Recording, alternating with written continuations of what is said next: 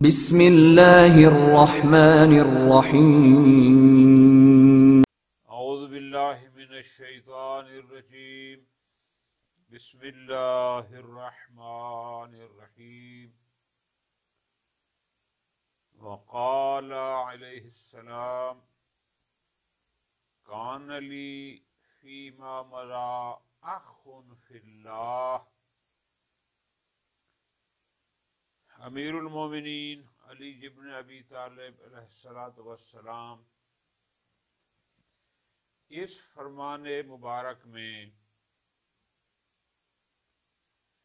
ایک الہی بندے کی نشانیاں بیان فرما رہے ہیں۔ یعنی فرمایا تو یوں ہے کہ کان علی فیما مضی، کہ زمانہ گزشتہ میں، ماضی میں، میرا ایک دینی بھائی تھا، اخ فی اللہ۔ اب اس میں بحث ہے کہ واقعاً امیر المومنین اپنے کسی خاص مخلص صحابی کی صفات کو بیان فرما رہے ہیں کہ وہ ایسا تھا، وہ ایسا تھا، اور آخر میں فرمایا کہ تم بھی یہ عادات اپنے اندر، یہ صفات پیدا کرو، یا نہ مراد کوئی خاص شخص نہیں تھا،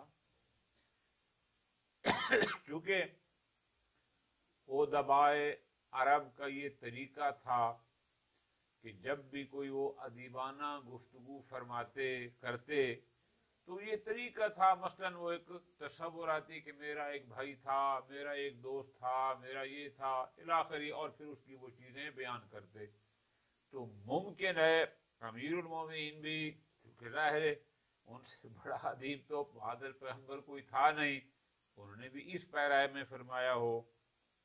خوب، یہ ہمارے لیے اہم نہیں ہے کہ انہوں نے ایک معین بندے کے بارے میں بات کی ہے یا کسی ایک قاعدہ۔ اصل میں امیر المومنین نے اس فرمان مبارک میں کچھ چیزیں بیان فرمائی ہیں، ان کو معیار قرار دیا ہے اس فرمان میں کہ ایک دینی بھائی کیسا ہونا چاہیے۔ کیونکہ فرمایا نا کہ میرا ایک اخ فی اللہ، ایک دینی بھائی تھا، اس میں فلاں فلاں صفات تھیں۔ یعنی اگر تم اپنے آپ کو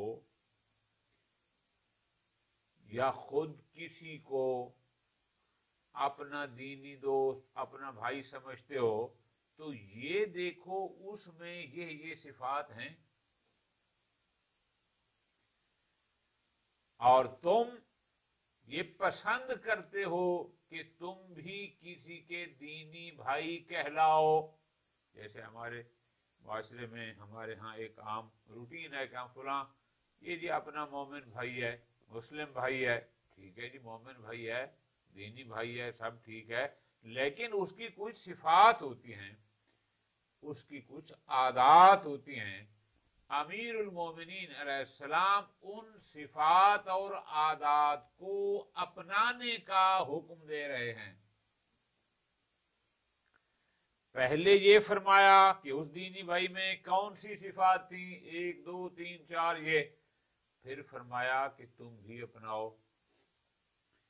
تو ممکن ہے کوئی ہم جیسا سوال کرتا، مولا ہم سے یہ صفات اپنانا بڑا مشکل ہے، تو خود ہی انہوں نے جواب دے دیا ہمارے سوال سے پہلے، فرمایا سب نہیں کر سکتے، کچھ تو کرو، زیادہ نہیں کر سکتے، کچھ تو کرو۔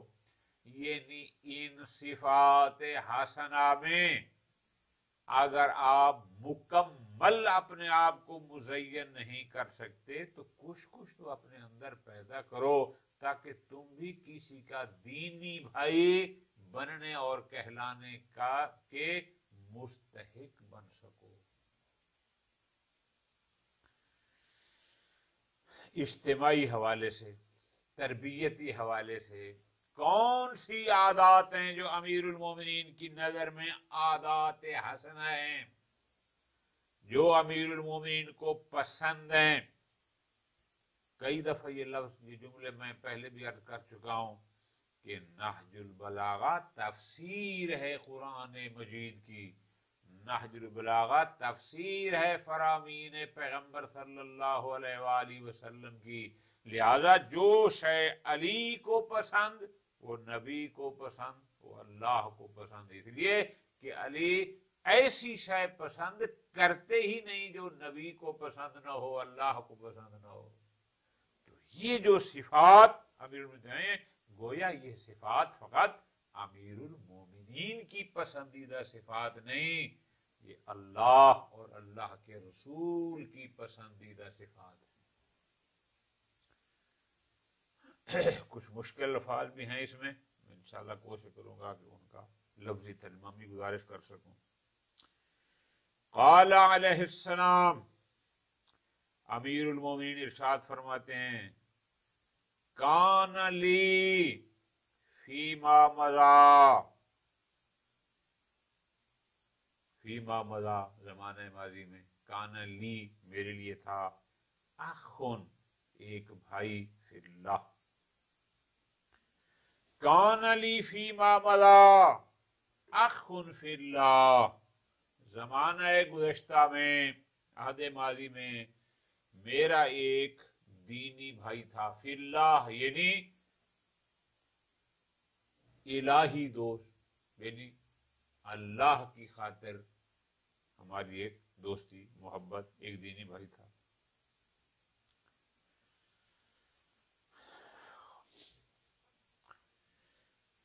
اچھا جی، وہ کیسا تھا وہ دینی بھائی؟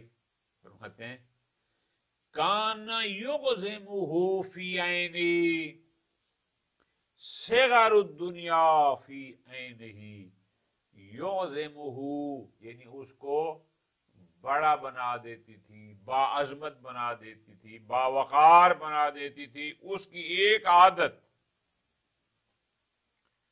اس کی ایک عادت تھی، ایک صفت تھی جو اس کو میری نظر میں، فی عینی میری نظروں میں عظیم بنا دیتی تھی، باعزت باوقار، جس کی وجہ سے اس کی عزت عظمت میں میری نظر میں اضافہ ہو جاتا تھا۔ وہ صفت کون سی تھی؟ سبحان اللہ، صغار الدنیا فی عینہ، کہ اس کی نظروں میں دنیا پست تھی، اس کی نظروں میں دنیا کا پست ہونا اس شخص کو میری نظر میں باعزت اور عظیم بنا دیتی تھی۔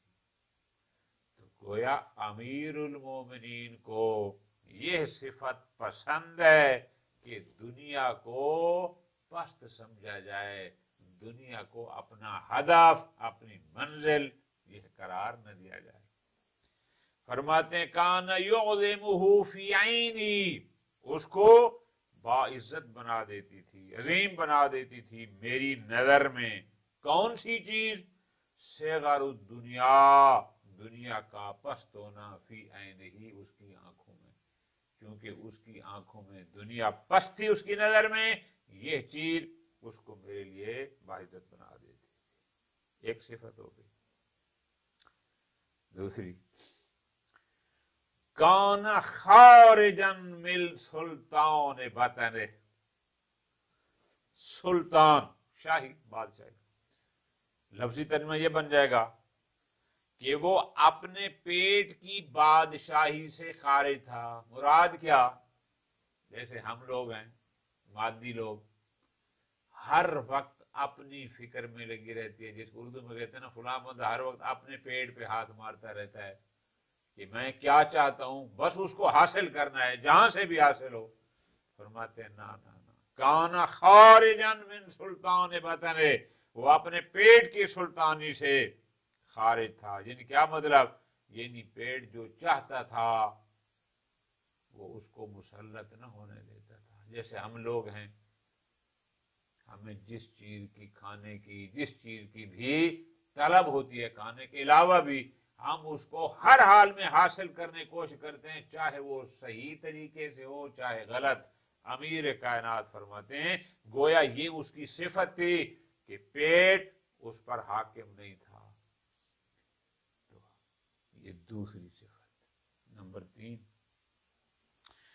فلا یشتہی ما لا یجد،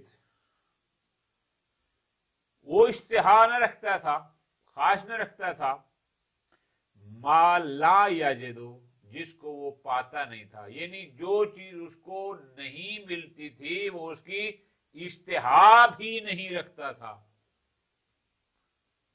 جیسے ہم لوگ ہیں کہ اگر چیز ہمیں نہ ملے تو اس کی خواہش میں مارے مارے پھرتے ہیں ہر وقت۔ نہ، امیر فرماتے ہیں جو نہ ملے اس کی ضرورت سے حد سے زیادہ خواہش نہ کرو، یہ اچھی صفت ہے۔ فلا یشتہی ما لا یجد، جو اس کو نہ ملتی تھی، میسر نہ ہوتی تھی، وہ اس کی خواہش ہی نہیں کرتا تھا۔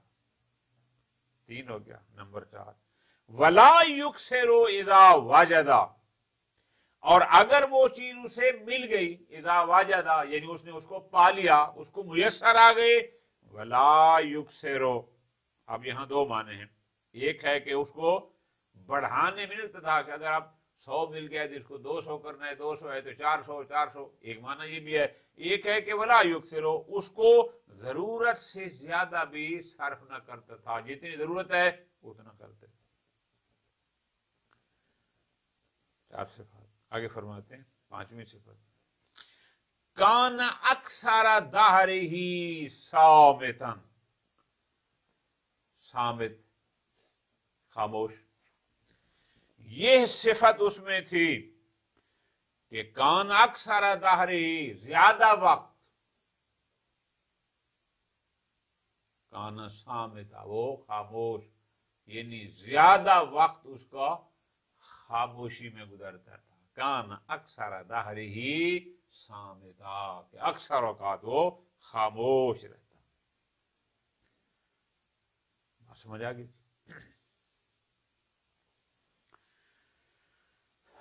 یہ 5 ہو گئے۔ آگے فرماتے ہیں اکثر اوقات خاموش رہتا، لیکن فَإِنْ قَالَ،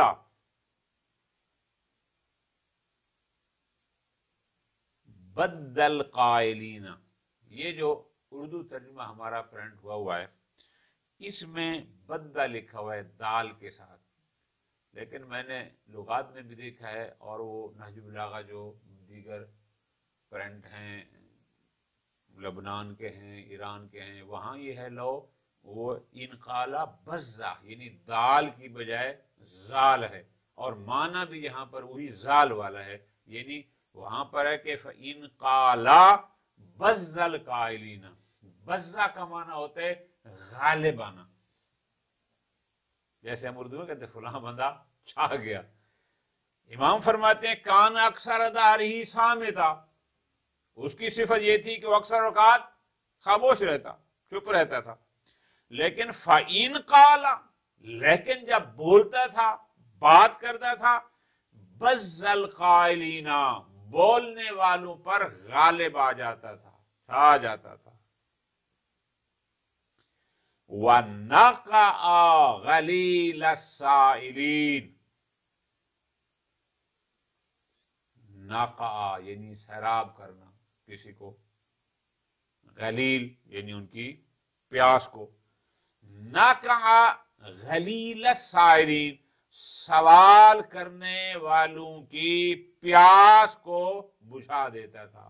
ناقہ غلیل، نا کو غلیل کہتے ہیں یعنی کسی کی پیاس بجھانا، ناقہ یعنی سیراب کر دیتا تھا، بجھا دیتا تھا، کیا؟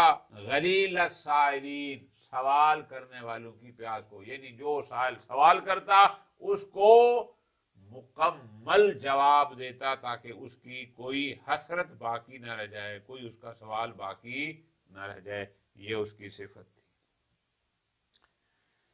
فرماتے ہیں وَكَانَ ضَعِيفًا، اگرچہ وہ ضعیف تھا، جسمانی لحاظ سے ضعیف ہوگا، مستضعفاً، عاجز تھا، یعنی دیگر حوالوں سے بھی لیکن اگرچہ وہ یوں تو عاجز تھا، کمزور تھا، لاغر تھا، فَإِن جَاءَ الْجِدُّ، جد لفظی معنی ہوتے کوشش، لیکن جہاں پر مراد ہے جہاد. فَإِن جَاءَ الْجِدُّ، لیکن جب جہاد کا مقام آ جاتا، فَهُوَ لَيْسُ غَابٍ، لیس بمعنی اسد یعنی شیر، غاب کہتے ہیں گھاٹی کو، اور جو جنگل کے گھاٹیوں میں شیر چھپا ہوتا ہے اچانک آ کر حملہ کرتا ہے. فَهُوَ لَيْسُ غَابٍ، وہ گھاٹی کا شیر تھا. وَسِلُّ وَادٍ، سل کہتے ہیں اژدہا کو یا بڑے سام کو، اور وہ وادی کا سام تھا. جیسے گھاٹی سے آ کر شیر شکار کرتا ہے اور دشمن اس سے بچ کے نہیں جا سکتا، جیسے وادی کا ازدہا کسی پر آ کر حملہ آور اور وہ بچ نہیں سکتا، یہ میرا دوست جب جہاد کا مقام ہوتا تو یہ بے شائے شجاعت کا شیر اور وادی کا ازدہا تھا. یہ اس کی صفات تھیں. وہ میرا مومن بھائی، وہ میرا دینی بھائی ایسا تھا. کوئی اور صفات اور بھی ہیں، فرماتے ہیں لا یدلی بحجت، لا یدلی یعنی کوئی دلیل پیش کرنا، دلیل کو ظاہر کرنا. لا یدلی بحجت حتی یاتیا قاضیا، قاضی یعنی فیصلہ کن، قضاوت کرنا. لا یدلی بحجت، کوئی وہ دلیل دیتا نہیں تھا حتیٰ کہ وہی فیصلہ کن ہوتی تھی. مراد کیا ہے؟ یعنی جو دلیل بھی وہ دیتا تھا وہ دلیل فیصلہ کن ہوتی تھی، اس کے مقابل میں پھر اور دلیل نہ ہوتی تھی. وہ میرا دینی بھائی اس صفات سے متصف تھا، یہ مضبوط اور پختہ دلیلیں دیتا تھا. اور فرماتے ہیں غور کرنا، اور فرماتے ہیں کان لا یلومو، میرے اس دینی بھائی کی ایک صفت تھی، ایک عادت تھی، لا یلوم احدا علی ما یجد العذر فی مثلہ حتی یسمع اعتذارہ. ہمارے پاس کسی کی چھوٹی سی بھی کمزوری ہمیں نظر آ جائے، ہمیں سن لیں تو بس پھر فوراً اس کا ڈھنڈورا پیٹتے ہیں، فلاں نے یہ کر دیا، فلاں نے یہ کہہ دیا، فلاں نے یہ کر دیا. ہماری عادت ہے ہمارے معاشرے میں تحقیق نہیں کرنی، اس کے بارے میں حسن ظن نہیں کرنا. بس بال کہیں سے کوئی بات لوگ کہہ رہے تھے، وہ لوگ کوئی نہیں ہوتے، غلط ہے، میں نے سنا ہے، بھئی سنا ہے تھوڑی تحقیق کر لیں. مولا فرماتے ہیں میرا جو دینی بھائی تھا اس کی ایک عادت تھی، اس کی ایک خوبی تھی، اس کی ایک صفت تھی. کون سی؟ لا یلومو احدن، وہ کسی بندے کی کسی ایسی چیز پر ملامت، سرزنش، مذمت نہیں کرتا تھا، علی ما یجد العذر فی مثلہ، کہ اس قسم کے کام میں عذر کی گنجائش ہوتی تھی. ممکن ہے اس کی کوئی مجبوری ہو، ممکن ہے اس کو پتہ نہ چلا ہو، یعنی جس شے میں جو کام کسی نے کیا ہو اگر اس میں عذر کی کوئی گنجائش ہوتی تھی تو میرا وہ دینی بھائی اس کی تب تک سرزنش نہیں کرتا تھا، ملامت مذمت نہیں کرتا تھا، حتی یسمع اعتذارہ، جب تک کہ اس کا عذر سن نہ لے. اگر اس کا عذر شرعی ہے وہ اس کو کچھ نہیں کہتا تھا. ہاں اگر عذر غلط ہو، عذر نہ ہو تو پھر اور بات ہے، سرزنش بھی کی جا سکتی ہے، ملامت بھی کی جا سکتی ہے. لیکن پہلے اگر گنجائش ہے کہ اس کے پاس کوئی عذر ہو تو اس کے سننے تک تو صبر کریں. وہ صبر کرتا تھا، یہ اس کی خوبی تھی.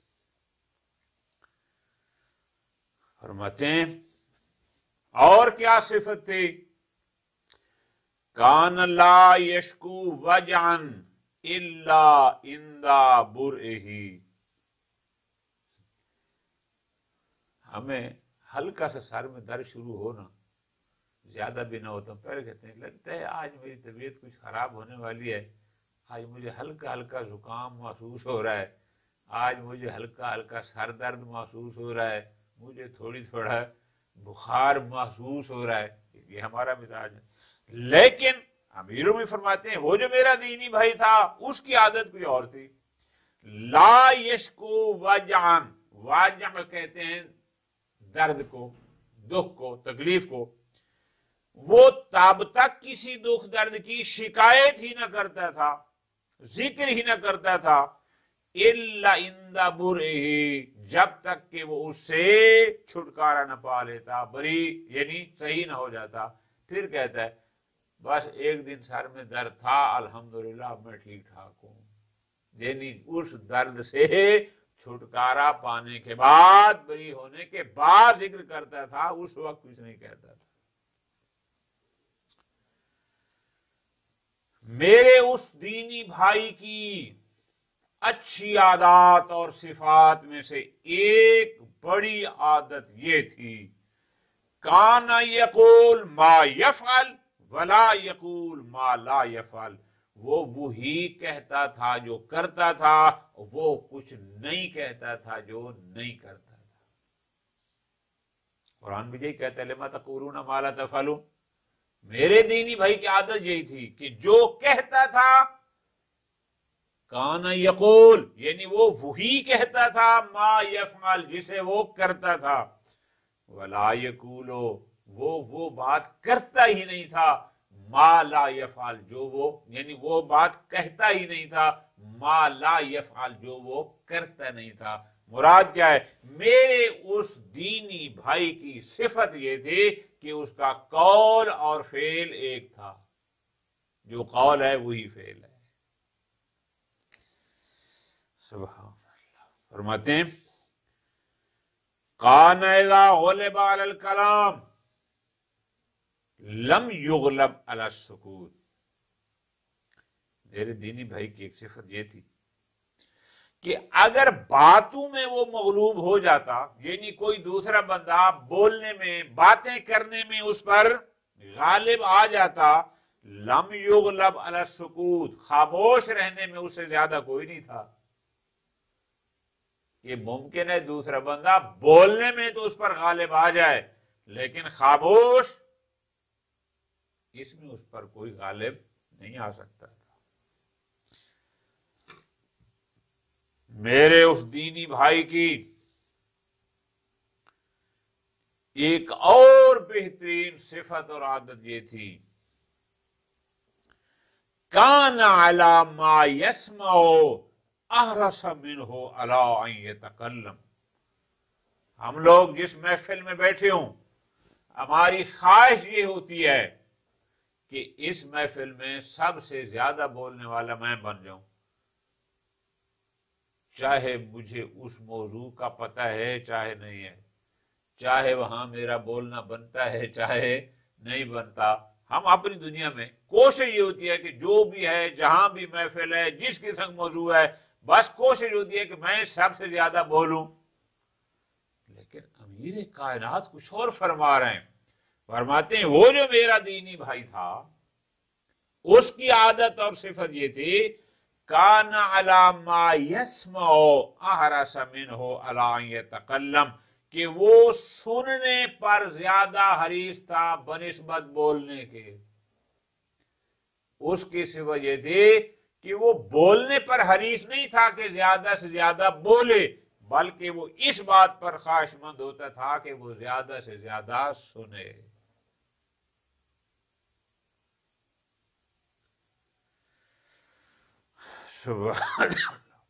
وَكَانَ إِذَا بَادَهُ أَمْرًا، بادہ ہوتا ہے، یہ اردو میں سا ہوتا ہے بداہتن، یعنی اچانک، اچانک اس کے معنی میں ہوتا ہے کہ فرماتے ہیں وَكَانَ، وہ میرا مومن دینی بھائی ایسا تھا، اِذَا بَادَهُ أَمْرًا، امران تثنیہ امر کا، یعنی اگر اچانک اس کے سامنے دو چیزیں آ جاتی، دو آپشن آ جاتے، کوئی بھی دو چیزیں سامنے آ جائیں، ایک یہ، پھر دونوں پر ہاتھ نہیں مارتا تھا، بلکہ ینظرو، پہلے وہ فکر کرتا، سوچتا، ایہما اقرب الی الہوا، میری خواہش نفس کے زیادہ قریب یہ چیز ہے یا وہ چیز ہے، اور جب وہ فیصلہ کر لیتا کہ فلاں شے میری خواہش میں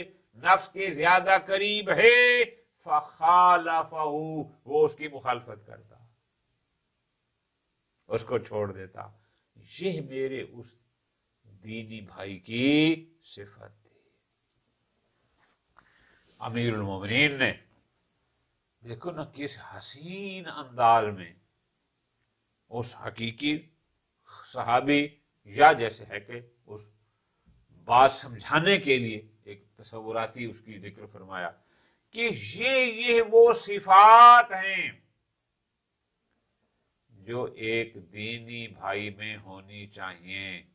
تو کسی کو بنانا چاہتا ہے تو اس میں ہونی چاہیے، خود کسی کا بننا چاہتا ہے تو اس میں، اور بلکہ اس سے وسیع معنی یہ ہے، اگر تو یہ چاہتا ہے علی کا دینی بھائی کہلائے تو یہ صفات اپنے اندر پیدا کر، یہ ہوں گی تو بھی اس کے دینی بھائی میں مولا امیر المومنین کے دینی بھائی کہلائے گا۔ آخر میں فرمایا فعلیکم، تمہارے اوپر لازم ہے، بہذہ الخلائق، یہ ان خصائل کا، ان عادات کا، یہ تمہارے اوپر حاصل کرنا ان پر لازم ہے۔ فالزموہا، ان پر عمل کرو، وتنافسوا فیہا، ان عادات اور خصائل کی خواہش رکھو۔ فَإِن لَمْ تَسْتَطِيعُوهَا، اور اگر ان سب پر تمہیں قدرت نہیں ہے، سب کی استطاعت نہیں رکھتے، تو اس لیے ان کو نہ چھوڑ دو کہ یہ ساری اپنانا ہمارے پاس میں نہیں ہے۔ فرماتے ہیں فَعْلَمُوا، پھر یاد رکھو، ان اخذ القلیل خیر من ترک الکثیر، کہ تھوڑی چیز کو بھی حاصل کر لینا وہ زیادہ کو ترک کرنے سے بہتر ہے۔ 100 کے 100 چھوڑنے سے بہتر ہے اس میں سے 10 تو لے لو، 100 کا 6 چھوڑنے سے بہتر ہے اس میں سے 5 تو لے لو۔ یہ ہوتا ہے اخذ قلیل خیر من ترک الکثیر۔ یہ وہ صفات حسنہ ہیں جو امیر المومنین کی نظر میں ایک دینی بھائی میں ہونی چاہیے۔ وقال علیہ السلام لو لم يتوعد اللہ علی معصیتہ لکان یجب ان لا یوصى شکرا لنعمہ۔ فرماتے ہیں اگر خداوند متعال نے قرآن مجید میں اپنی نافرمانی پر جہنم کی بات نہ بھی کی ہوتی، عذاب و عقاب کا ذکر نہ بھی کیا ہوتا، اگر خود خداوند متعال نے یہ نہ بھی فرمایا ہوتا کہ جو میری نافرمانی کرے گا میں اس کو یہ عذاب دوں گا، یہ سب کچھ اس نے جو بیان کیا ہے نافرمانیوں کے بدلے میں کہ جو نافرمان ہوگا اس کو کیا سزا ہوگی، امیر کائنات یوں فرماتے ہیں اگر اس نے اپنی نافرمانیوں پر سزا کا ذکر نہ بھی کیا ہوتا تو بھی اس کا حق یہ بنتا ہے کہ اس کی نافرمانی نہ کی جائے۔ کیوں؟ اس کی نعمتوں کا شکر ادا کرنے کے لیے۔ ایک دفعہ ہم اس لیے معصیت گناہ نہیں کرتے کہ اگر کیا تو فلاں سزا ملے گی آخرت میں۔ امیر کائنات فرماتے ہیں یہ نہ بھی ہو تو اس لیے بھی معصیت نہ کرو چونکہ معصیت نہ کرنا اس کی نعمتوں کا شکر کہلاتا ہے۔ معصیت اس کی نعمتوں کا کفر کہلاتا ہے۔ ترک معصیت، گناہوں کو چھوڑنا، اس لیے کہ اس کی نعمتیں بہت ہیں، اس کی نعمتوں کو استعمال کرنے کے بعد شرم آتی ہے کہ ہم اس کی نافرمانی کریں. بس اس کے شکر کا تقاضا یہی ہے، چاہے وہ ہمیں سزا اور عقاب کا دھمکی نہ بھی دیتا تو بھی اطاعت اس کا حق تھا. فرماتے ہیں لو لم یتبعد اللہ علی معصیتہ، اگر اللہ تبارک و تعالی نے اپنی نافرمانی پر لم یتبعد نہ بھی ڈرایا ہوتا کہ جو نافرمانی کرے گا وہ جہنم میں جائے گا، اس کا یہ عقاب یہ عقاب، یہ سب کچھ بیان نہ بھی کیا ہوتا، لکان یجب، تو پھر بھی واجب تھا، ان لا یوصا، کہ اس کی معصیت، یعنی معصیت پر سزاؤں کا نہ بھی کہتا تو بھی ہمارے اوپر واجب تھا کہ اس کی معصیت نہ کی جائے. کیوں؟ شکرن لنعمہ، اس کی نعمتوں کا شکر ادا کرتے ہوئے کہ اس کی نعمتیں اتنی ہیں کہ ان کی نعمتوں کے شکر ادا کرنے کا تقاضا یہ ہے کہ ہم اس کی کوئی نافرمانی نہ کریں. اللہ تبارک و تعالی ہمیں فرامین قرآن و اہل بیت پر عمل کرنے کی توفیق عطا فرمائے. صلی اللہ علی محمد و آلہ محمد.